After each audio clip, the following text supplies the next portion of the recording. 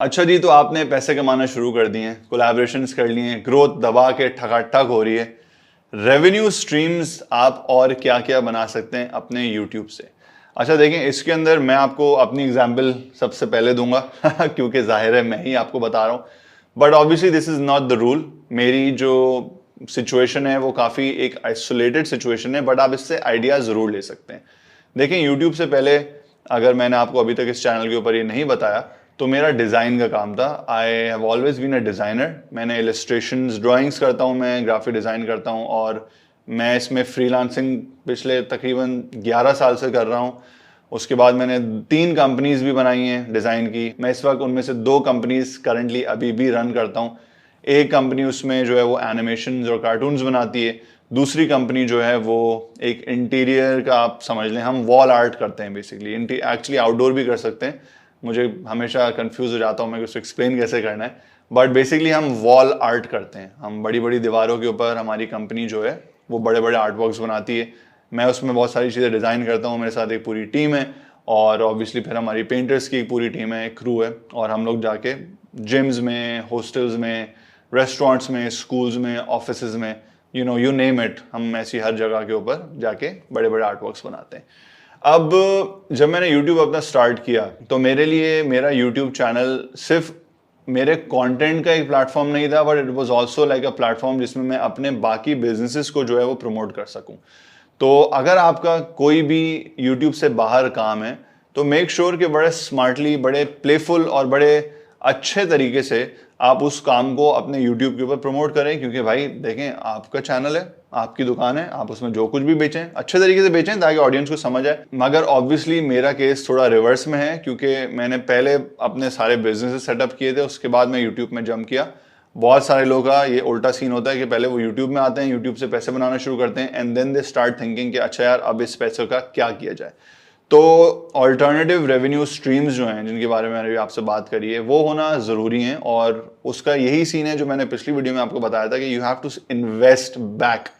आप जब पैसा कमा रहे हैं तो सारा अपनी जेब में ना डालें, थोड़ा अपने चैनल पे लगा दिया, थोड़ा आप सेव करना शुरू करें, और साइड पे कोई भी ऐसा बिजनेस जो आप अपने यूट्यूब चैनल पे अच्छे तरीके से प्रमोट कर सकते हैं या उससे लिंक कर सकते हैं। आइडियली तो यही होगा कि आप उससे लिंक होता हुआ कोई बिजनेस जो है वो बनाएं, उसमें इन्वेस्ट करें, ताकि वो साथ साथ ग्रो करता रहे और आपकी ऑडियंस बड़े स्मार्टली उसके ऊपर जाती रहे। इसका भी एक मेरे पास एग्जाम्पल है। मैं लाइफस्टाइल का एक यूट्यूबर हूँ, तो मैंने एक लाइफस्टाइल ब्रांड भी स्टार्ट कर दिए। जब कोरोना हुआ, कोविड के बाद चीज़ें थोड़ी बेहतर होना शुरू हुई और मास्क जो है वो एक डेली प्रोडक्ट बनना शुरू हो गए, तो मैंने अपने मास्क का एक पूरा एक ब्रांड बनाया और उसको मैंने पाकिस्तान के अंदर काफ़ी बेचा, पाकिस्तान से बाहर मैंने काफ़ी बेचा, यूएस, यूके, ऑस्ट्रेलिया के अंदर मेरी काफ़ी सारे जो हैं वो कस्टमर्स हैं। तो हुआ ये कि जब मेरे ऑब्वियसली मास्क बने, मैंने मास्क पहने, मैंने यूट्यूब चैनल के ऊपर दिखाया, अपने इंस्टाग्राम के ऊपर दिखाए, तो वो मैंने बनाया इतने कूल थे कि वो जो मेरी एक ओवरऑल वाइब है, मेरी एक ओवरऑल पर्सनालिटी है, उसके हिसाब से उसको सोचते हुए बनाए थे। क्योंकि मुझे पता था कि यार मैं जिस तरीके से सोचता हूँ इस तरीके से हज़ारों लाखों लोग और भी सोचते हैं। और वही हुआ कि उन मास्क को मेरे फॉलोअर्स ने देखा और ठगाठग जो है उन्होंने वो ऑर्डर्स प्लेस करना शुरू किया, और वो एकदम से बैठे बैठे जो है एक ज़बरदस्त बिजनेस मॉडल बन गया, एक ज़बरदस्त बिजनेस खड़ा हो गया। तो मेरे पास दोनों एग्जाम्पल्स हैं कि यूट्यूब के पहले एक बिजनेस था, उसको मैंने यूट्यूब से कैसे प्रमोट किया, और फिर यूट्यूब चैनल होने के बाद, बनने के बाद, एक और बिजनेस मैंने यूट्यूब से ही निकाल के कैसे बनाया। और ये होना इसलिए ज़रूरी है कि यार देखें, यूट्यूब ना एक, जितना भी आप उसको कह लें, बट है तो किसी और की दुकान ना, मतलब प्लेटफॉर्म तो किसी और का है। कल को बंद कर दे, कुछ भी मसला हो जाए, पाकिस्तान में वैसी बैन होने की बातें होती रहती हैं, तो it's always good to have safe side options, कि आपके पास साइड पे मल्टीपल ऑप्शंस हो जिनसे आप बेसिकली इनकम जनरेट कर रहे हो। क्योंकि जाहिर है अपने पोर्टफोलियो को डाइवर्सिफाई करना एक हमेशा अच्छा आइडिया रहता है। वो कहते हैं ना कि don't put all your eggs in a single basket. तो इसका भी यही हिसाब है कि अगर आप एक चैनल के ऊपर ही सब कुछ रिलाई करके बैठेंगे तो कल को किसी भी वजह से वो डीमोनेटाइज हो गया या बंद हो गया तो बहुत मसला है। अभी रजा समो के नाम का एक यूट्यूबर है, काफ़ी पॉपुलर, उसके साथ यही हुआ था, उसका चैनल जो है वो हैक हुआ, उसकी वजह से उसकी डीमोनेटाइजेशन हुई और उसने सारी की सारी जो है अपनी अर्निंग जो है और जितने भी खर्चे और एक्सपेंसेस हैं वो उसने अपने चैनल के ऊपर जो है वो बेस करे हुए थे। जब चैनल बंद हुआ तो बस पैसे भी बंद हो गए। तो ज़रूरी है कि आप स्मार्टली खेलें और अल्टरनेटिव मीन्स ज़रूर बनाएं। इसके अंदर मैं आपको एक और बड़ी सिंपल सी एग्जांपल दूंगा, वो ये है कि मर्चेंडाइज एक बड़ा अच्छा ऑप्शन है, किसी भी किस्म का मर्चेंडाइज, और मर्चेंडाइज बड़े लोग खरीदते हैं जब आपका पर्सनल ब्रांडेड मर्चेंडाइज होता है।